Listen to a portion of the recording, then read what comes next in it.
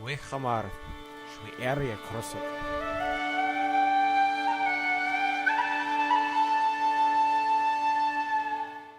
The hand shush, everybody. This is Patrick OC, aka Shadowed Sin of the Internet, writer and creator of The Land and the Stars and the Outcross Project. Tonight, I'm going to be discussing the history of The Land and the Stars, since we began with the overview of the setting last week with our fellow members of the Das Weird production group, Zin, and our game tester, Karna.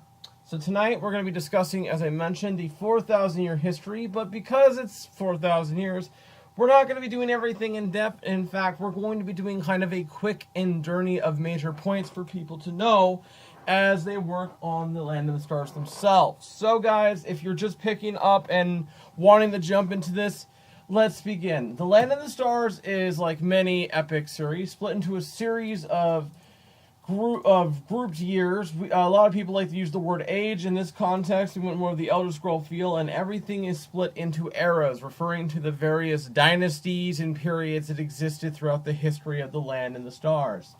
There are three major calendar reckoning in the Land of the Stars, the first being Starfall, which begins when the Feyre first appeared in the throne system 4,000 years ago. There is also the Blood Reckoning, which is the general calendar used by the sovereign houses and the noble families in general to mark when they first took power, and it generally is considered the start in the Second Imperial Era. There is the After Dukes Reckoning, which is mostly used by the Dukeses when they mark important calendar days or holidays. And then there's the Jade Era, which is often used by the Jade Dragon School of Yomi, the infamous swordsmen of the Jade Dragon. For those of you who don't know, they are some of the best swordsmen in all of the Triad. Alright, let's begin. Well over 4,000 years ago, on the year 0 Starfall, the Feyre first appeared on the planets of Elis and Arab. This began what is known as the Founders Era. This would be an era of rule by the Immortal Dynasties, primarily the Hermetic and Osiric dynasties, until eventually that technology advanced to the point where the ancestors disappeared, space technology was began, and then eventually the two Feyre planets united, and they formed what would become known as the World Systems Government. Now, the first expansion era is the second major era of Faerun and general history. We still only have the Feyre here on the scene. The Feyre are out first starting to colonize everything. They colonize their second planet, Erkal Sarkundu. They colonize Ishkur. They start building the basis of the colonies. This, however, begins probably one of the biggest major divisions in racial history, that between the evolution of the Starborn and the Worldborn. This also sees the expansion and the general writings of the sector papers, the basis of the Voidist thought.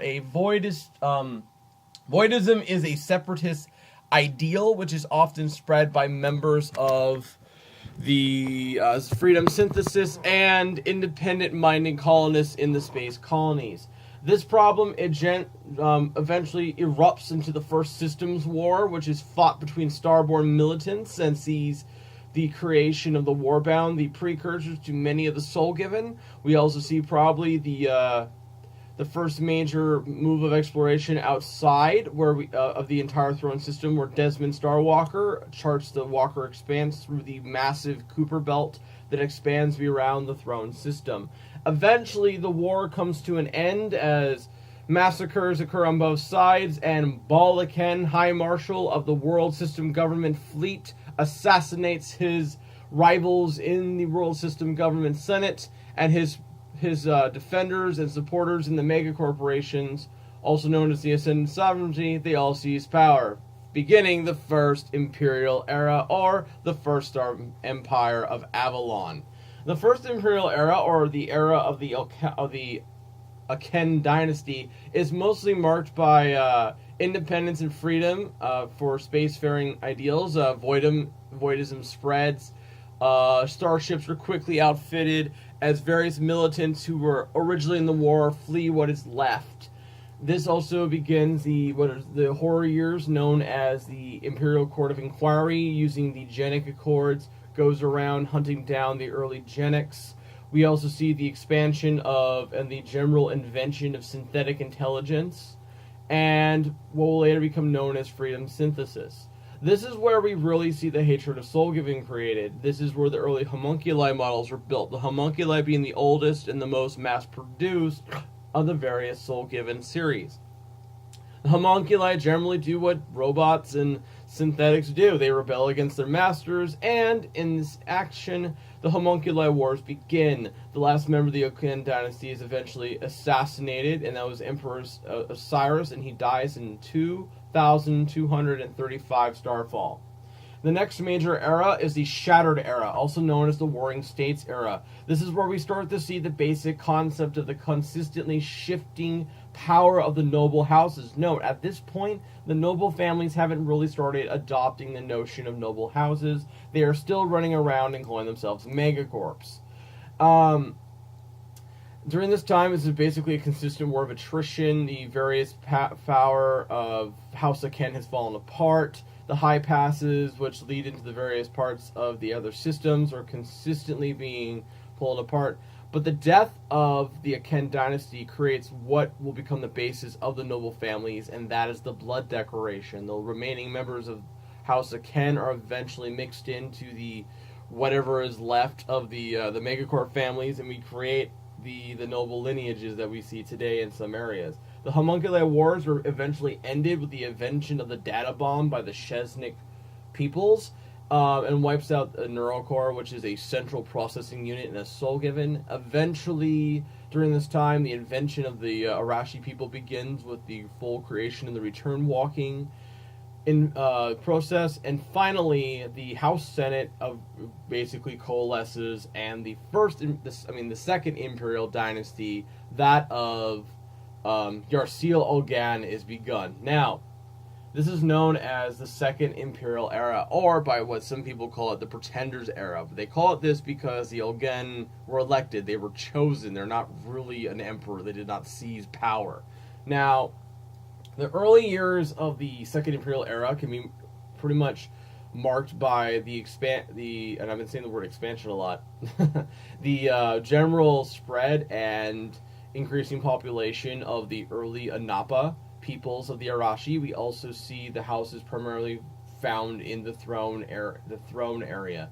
Sentinel is still kind of unfounded as a colonial area, and Rook is still being devastated by what was left of the war.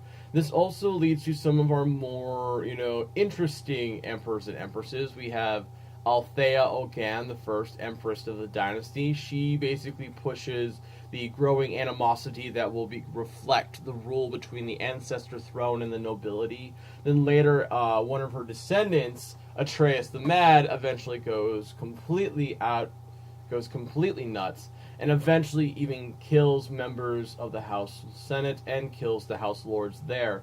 The interesting thing is we find out later is that he was actually doing this on purpose to root out the existing members of the Senate who had been replaced by Gwagara insurgents and infiltrators. He is the one who eventually creates and founds the Knights Imperial, probably one of the greatest knighthoods and military orders in the history of the Triad. We also see the ordering of the Triad, which is after the death of Atreus. We see several minor skirmishes appear, and then also what eventually becomes the ability for the rulers of Rook and Sentinel and all the colonies to get recognized as existing nobility.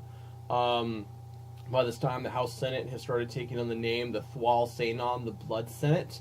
And just as things are starting to settle down, the Voidkin appear out of nowhere, blockade the forest of the the expanses, and effectively begin the Void War. Now, the Void War is the first of two major wars that the Void can instigate. A large group of their ships basically descend upon the outer systems and take it. Now, this ends the Olgan dynasty and leads to what is called the Second Expansion Era, which is basically kind of a second Shattered Era. The Second Expansion Era is really going to be probably very important if you want to know stuff about the early conquest by the noble houses of the Triad. Also, the war that was often fought between the Voidkin. It also leads to an incident where we find out that Gwagara are an actual alien species. They've been popping up in various various points. A lot of people thought they were completely alien. What we find out is that they're actually converted Soul-Given and Feyre. And also during the section of years known as the Internum Rule, we see a lot of this period as after the Void War really is ended. The remaining High Generals, and we'll get into what a High General is eventually, are pretty much exiled. They flee out into an unknown area of space and found what's known as the Exiled Blood. They eventually will come to invent the Chevalier Mech after stealing designs from the Jotun. And then we also see the secret wars conducted between the techno-religions and eventually the Duxian Church and the Mercurial Brotherhood of the Silver Creed. Now, the Third Imperial Era really starts with the slaying of the historic hero Tristan Archer, the first of the true errants. By this time, the Knights Imperial have disappeared as an Imperial Order. No one really knows what happens to them. Gwyn Archer has seized power. Cyber technology is flourishing. We see really a lot of expansive new things appearing in the Sysnet. The Sysnet being invented way back in the early eras, and we see what comes to be known as the Great Covenant, which is penned by Gwyn Archer's daughter Blodwyn. Blodwyn is the Empress who really orders the entire Triad. She creates the Estates General. She reorders everything in the House Senate. And then the sad thing is after she's even created probably one of the best of the various fighting classes, the Errant class, she is eventually gets to watch her own son, Thluin, basically get tricked, or he wasn't even tricked. The kid basically had sex with his half-sister, Igraine of House Lefay, and then he has a bastard child, Mordrout. Mordrout then disappears after his father is gallivanting around in the north, the northern reaches, and eventually becomes a Gogara, and then out of nowhere, the Void King appears, and he leads a second massive assault. This is the later part of what's known as the Dark Years. And in this ending series, there's the Battle of Camlon, which basically ends the Archer dynasty. Much like the three previous dynasties, the Imperial line dies when the last remaining emperor is killed. Now, the thing about this is these houses were quite large, but because their most powerful members were assassinated, they lose clout with the other families who then suddenly, remove them. When Thluin is slain, his own mother is then eventually assassinated by House Athenes. Now we get to the modern era, which is the Three Systems era. This is known as the Three Systems era because it is named after the specific period of time where we have the three sovereign lords or the princes of the Triad. We have this balance of power. We have mechs that have become this kind of ritualized class of pilots that use them called the Errants, and we have this consistent push and pull between the houses of Durant, Hormuz, and Amaterasu, who have all come to power within the last 100 years or so.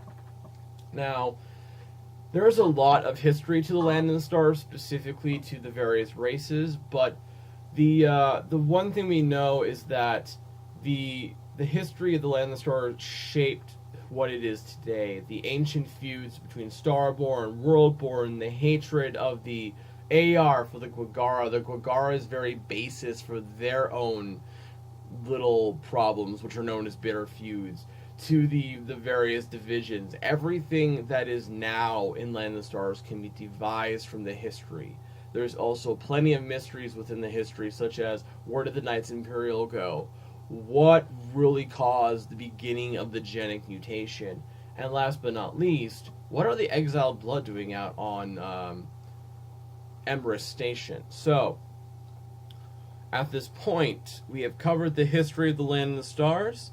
Thank you for listening today. We did a quick video, mostly so you guys could just get a bit of a taste. And next week we'll be back with a full overview of the races so that you can get a few more bits of information to understand about this vast game that we are building. Okay, everybody, thank you for listening in tonight. This is Shouted Sin, aka Patrick OC. And as the Amazons say, the hen shush.